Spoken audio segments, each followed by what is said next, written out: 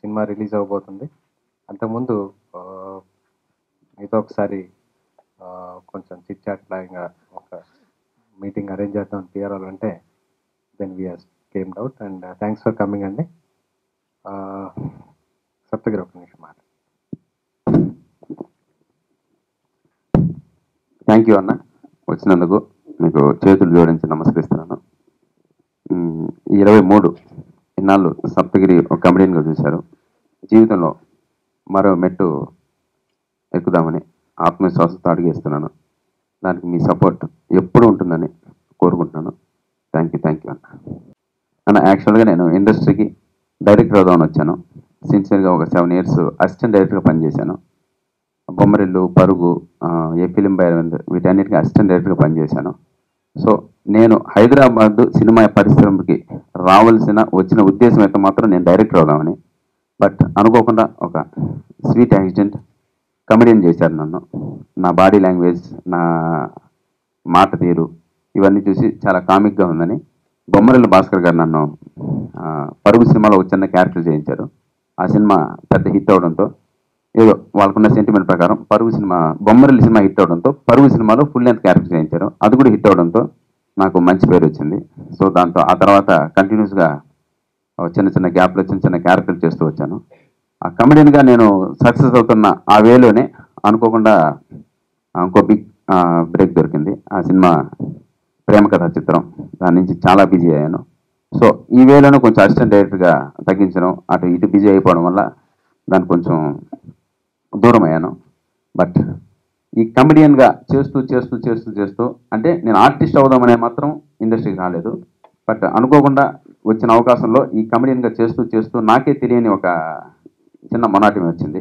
So ఎలాగో చేస్తున్నాం, మిగిలిన కూడా నేను చేయగలను అనే ఒక నమ్మకం నాకు మనసులో 100% ఉండేది. అంటే మీన్స్ కామెడీ కాకుండా ఈవెన్ సెంటిమెంట్ కానీ, ఎమోషన్ కానీ అండ్ డ్యాన్సులు కానీ ఇవన్నీ కూడా చేయగలనని నమ్మకంతో, ఒక ఆత్మవిశ్వాసంతో ఆ కమెడియన్ జాబ్ కొద్దిగా బోర్ కొట్టి ఇటు సైడ్ వచ్చాను.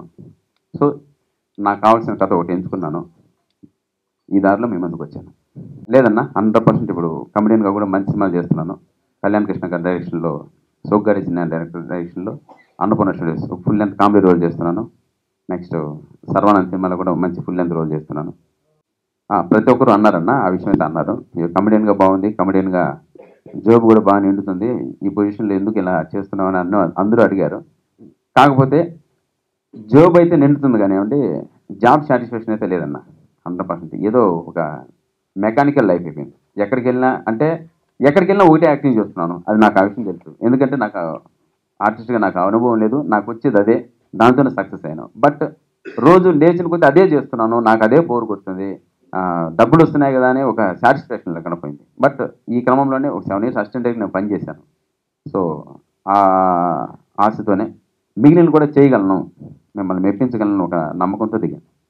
అవి దాదాపు 8 months నుంచి ఈ సినిమా పైన వర్క్ చేస్తున్నాం అన్న.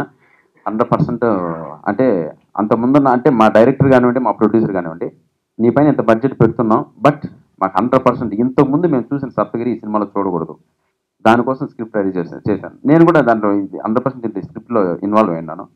నేను ఏం చూపించుకోగలను, నేను ఏం దీంట్లో యాక్ట్ చేయగలను, నేను ఏ విధంగా మిమ్మల్ని మెప్పించగలను, దానికోసం ఒక 3-4 months వర్క్ చేశానన్న. వర్క్ చేసి ఒక స్టోరీ స్ట్రక్చర్ వేసుకొని ఆ తర్వాత నేను ప్రొడ్యూసర్ మీట్ అయ్యి డైరెక్టర్ సెలెక్ట్ చేసుకున్నాను. బట్ ఇప్పటికీ అంటే అప్పుడు కమెడియన్, ఇప్పుడు కూడా ఈ సినిమాలు కూడా కమెడియన్గా కనపడతాను. జర్నీ అంటే చాలా హార్డ్ వర్క్ చేశాను. ఇంకా మీ సపోర్ట్ కావాలి. ఇప్పటికి కరెక్ట్గా 15 days అయిందన్న నిద్రపోయి. నో డౌట్ అందులో అసలు మైండ్ రేపటి పైన ఆధారపడింది. అంటే కంటెంట్ అయితే స్ట్రాంగ్గా ఉంది కానీ బట్ చాలా తెలియని టెన్షన్లో ఉన్నాను. చూద్దాం, గాడ్ గ్రేస్ ఉంటుందన్న, పక్కా ఉంటుంది. అది 100% స్కోప్ ఉంటుంది. మ్యాటర్ ఏంటంటే స్టోరీ రివీల్ చేయమని ఒక చిన్న పాయింట్ చెప్తాను. మా ఫాదర్ కానిస్టేబుల్, నేను సినిమాలోకి వెళ్ళాలని ఆశ లేదు, నువ్వు ఐఏఎస్ అవ్వు అంటుంటాడు. ఆయన మాత్రం కానిస్టేబుల్, నేను మాత్రం ఐఏఎస్ అయిపోవాలి. ఇది స్వార్థం నాన్న అనేది. నాకు ఏది ఇష్టమో దాంట్లో ఎదగినవండి. అంటే ఏంటో నువ్వు ఎదిగేది అన్నప్పుడు నేను మామూలుగా ఒక సినిమాలో వెళ్ళాలని ఒక తపన పడే ఒక కుర్రాడికి కనపడతాను.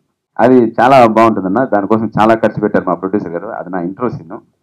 చాలా బాగా ఖర్చు పెట్టారు. నేను యాక్చువల్గా సార్ అది ఒక వీధి నాటకంలో చేద్దాం సార్ సరిపోద్ది, నేను డైలాగ్స్ బాగా చెప్తాను అంటే, లేదు లేదు ఇది దానికి ఒక యాంబియన్స్ క్రియేట్ చేయాలి, నువ్వు డైలాగులు అంత అద్భుతంగా నన్ను మెప్పించాలని చెప్తున్నావు, ప్రజలు కూడా 100% మెచ్చుకుంటారు నిన్ను.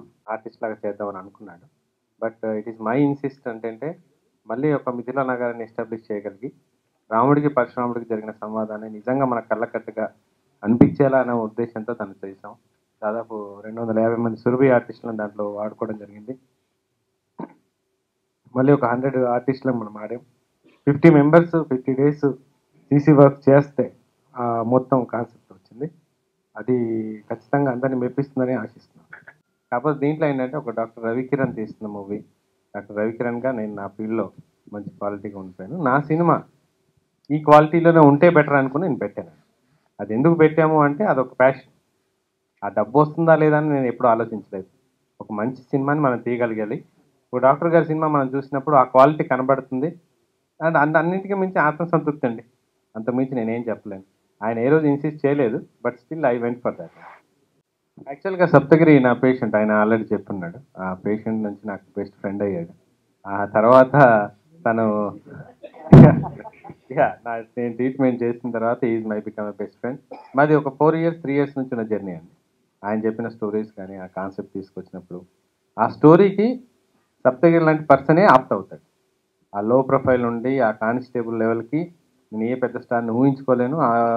అలా మనం సెట్ చేయడం కూడా కష్టం. ఇంకోటి ఏంటంటే సప్తగిరిని ఒక హీరోగా ఇంట్రొడ్యూస్ చేయడంలో ఏంటంటే నాకు ఒక వైట్ పేపర్. సప్తగిరి ఎలా చేసినా ఏ లెవెల్కి చేసినా పబ్లిక్ నుంచి యాక్సెప్టెన్స్ వస్తుందని ఒక ఉద్దేశం అయితే ఉండింది.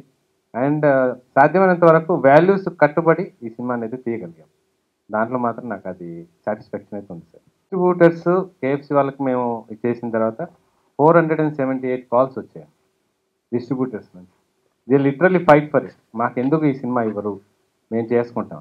కాకపోతే నా కాన్సెప్ట్ ఏంటి ఉండిందంటే ఏదైనా ఒక ప్రాజెక్ట్ మనం స్టార్ట్ చేసినప్పుడు స్టార్టింగ్ టు ఎండ్ మనం చూసుకోవాలి. ప్రతి డెప్త్ మనకు తెలియగలిగితేనే నెక్స్ట్ సినిమాలో నేను ముందుకెళ్ళగలను అన్న ఒకే ఒక ఉద్దేశంతో నేను అది ఎవరికి ఇవ్వలేదండి. Own release. రెండోది ఏంటంటే మీరే అన్నారు సప్తగిరి మీద ఇంత ప్రాజెక్ట్ పెట్టాం, బడ్జెట్ పెట్టాం, సినిమా బాగుంది, ఎక్సలెంట్గా ఉంది, ప్రాబ్లం లేదు. కానీ రేపేమైనా ఏదైనా అయితే డిస్ట్రిబ్యూటర్స్ నష్టపోకూడదు. మనం ఏంటో ప్రూవ్ అయిన తర్వాత మనం రేపన్నాడు ఏదైనా మాట్లాడినా దానికి ఒక వాల్యూ ఉంటుంది. ఈ కష్టమో నష్టమో ఏదైనా సరే అది నేను భరించడం బాగుంటుందనే ఉద్దేశంతో మాత్రమే నేను వాళ్ళకి ఇవ్వలేదు. కానీ నెక్స్ట్ మూవీ ఒకవేళ నిజంగా నేను చేయగలిగితే మాత్రం ఖచ్చితంగా వాళ్ళకి ఇవ్వడానికి మేము ప్రయత్నం చేస్తాం. దాదాపు 2.5 minutes ఉన్న 2.5 hours ఉన్న సినిమాలో 10 minutes ఆఫ్ బిట్ ఆ సోల్ ఆఫ్ ద మూవీ తీసుకుని మిగతాది మొత్తం స్వతహాగా ఈయన వర్క్ చేయటం, స్క్రిప్ట్ మొత్తం వర్కౌట్ చేసి తెలుగు నేటివిటీకి వర్కౌట్ చేసాం. తమిళ్ మాతృక అనేది పూర్తిగా సీరియస్ టైప్ ఆఫ్ సినిమా అండి.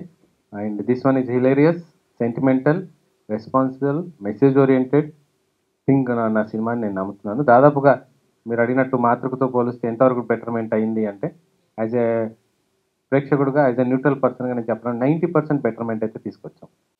ఇది నేను చెప్తే ప్రీ జడ్జిమెంట్ ఇచ్చినట్టు అవుతుంది. మీ వ్యూస్ని నేను కొంచెం వరకు ఇన్ఫ్లుయెన్స్ చేసినట్టు ఉంటుంది. ఫర్ దిస్ మీరే చెప్పాలి సార్. ఫర్ మీ ఈరోజు కూడా నా మొహంలో ఆ స్మైల్ ఉంది అంటే సంథింగ్ వైజ్ ఈ డన్ ఇట్. దానికి జస్టిఫికేషన్ అయితే ఉండింది. అది నా సినిమా అయినా ఎవరైనా సరే నేను నమ్మే పాలసీ ఏంటంటే 59 రోజులు షూటింగ్ జరిగింది సార్. ఆయన షార్ట్స్లో జస్టిఫికేషన్ చేయకపోయినట్లయితే లేదా ఆ సాటిస్ఫాక్షన్ నాకు కనబడకపోయింటే ఆ 59 రోజులు రన్ అయ్యేది కాదు. అదేదో 30 daysలో 40 daysలో కట్ ఆఫ్ అయిపోయింది. ఎస్పెషల్లీ మాకు ఛాలెంజ్ ఎక్కడ వచ్చిందంటే సెంటిమెంట్ సీన్లో, ఎమోషనల్ సీన్స్లో సప్తగిరితో పలికించడం కొంచెం కష్టమైంది. రెండోది సాంగ్స్ దగ్గర ఆయన బాడీని మొత్తం వంచేసాం. 25 days ఆయన డ్యాన్స్ క్లాసెస్కి రెగ్యులర్గా చేయటం, అది మళ్ళీ అక్కడున్న వింటర్కి తట్టుకొని ఫారిన్లో చేయటం, అంటే అల్టిమేట్గా మనం ఆ రోజు సాంగ్స్ చూసాం, జస్టిఫై చేశారు సార్ అని నేనైతే చెప్తున్నాను. ఫర్ మై సైడ్ రేపు మీరు చూసి చెప్తే then I'm a happier person. అందరూ మహానటులే, ఎవరిని కామెంట్ చేయడానికి ఏం లేదు.